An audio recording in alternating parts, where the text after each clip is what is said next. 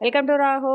ஐ am Anu. இன்றைக்கி இந்த வீடியோவில் என்ன பார்க்க போகிறோம் பார்த்தீங்கன்னா, ஆடி வந்து 2ஆம் வெள்ளி. ஃபஸ்ட்டு வெள்ளிக்கு வந்து பார்த்திங்கன்னா திருவிளக்கு பூஜைக்கு போயிருந்தேன். ஸோ வந்து 2வது வெள்ளி வந்து வீட்டில் வந்து ராகி கூழ்லாம் வந்து செஞ்சு சாமி கும்பிட்டேன். அதாவது கேப்பக்கூழ் வந்து இது வரைக்கும் நான் வந்து செஞ்சு வச்சு சாமி கும்பிட்டது கிடையாது. ஸ்வீட் ஐட்டம்ஸ் வந்து சாமிக்கு செஞ்சு வச்சு கும்பிட்டுருக்கிறேன்.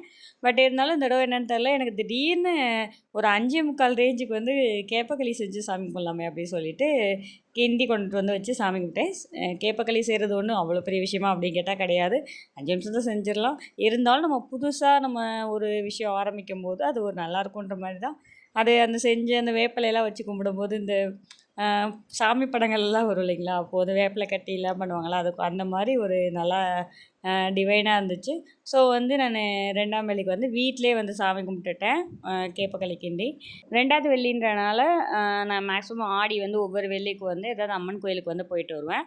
அதே மாதிரி புரட்டாசி மாதம் வந்து பார்த்திங்கன்னா பெருமாள் கோயிலுக்கு வந்து சனிக்கிழமை போயிட்டு வருவேன். ஸோ அந்த மாதிரி என்ன கோயிலுக்கு போகலாம் அப்படின்னு சொல்லிட்டு பார்த்தா சேலம் ஸ்பெஷல் வந்து பார்த்திங்கன்னா பெரிய கோட்டை மாரியம்மன் கோயில். இந்த கோயில் ஃபங்க்ஷனுக்கு வந்து பார்த்திங்கன்னா சேலம் ஃபுல்லாகவே வந்து கலெக்டர் வந்து லீவே விட்டுருவாங்க ஸ்கூலுக்கு. அந்தளவுக்கு வந்து ஸ்பெஷலான கோயில். ஸோ வந்து இது வரைக்கும் நான் போனது கிடையாது. ஸோ இந்த வருஷமாவது போயிட்டு வந்துடலாம்.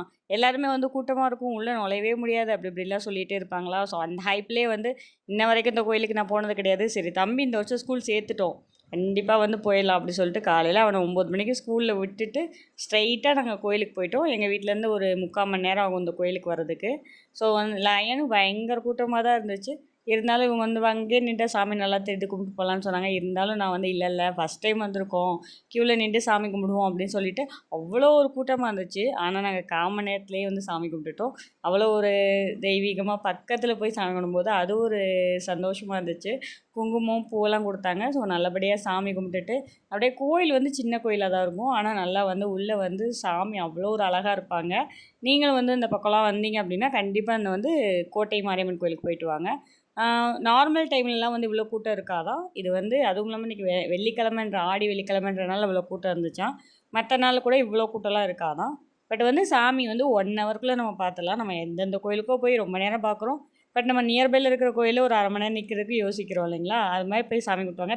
நெக்ஸ்ட் டே இந்த அம்மன் கோயிலுக்கு போகலாம் அப்படின்னு சொல்லிட்டு சேலம் நியர்பையில் நீங்கள் இருந்தீங்க அப்படின்னா இந்த கோயில் வந்து சக்தி வாய்ந்த கோயில் அப்படின்னு உங்களுக்கு தெரியும் இல்லைங்களா. ஸோ எல்லா சாமியும் சக்தி வாய்ந்த சாமி தான். ஸோ ஏதாவது அம்மன் பேர் தெரிஞ்சுன்னா கமெண்ட் பாக்ஸில் கமெண்ட் பண்ணுங்கள். நான் உங்களுக்கு போயிட்டு வரோம். தேங்க்யூ ஃபார் வாட்சிங்.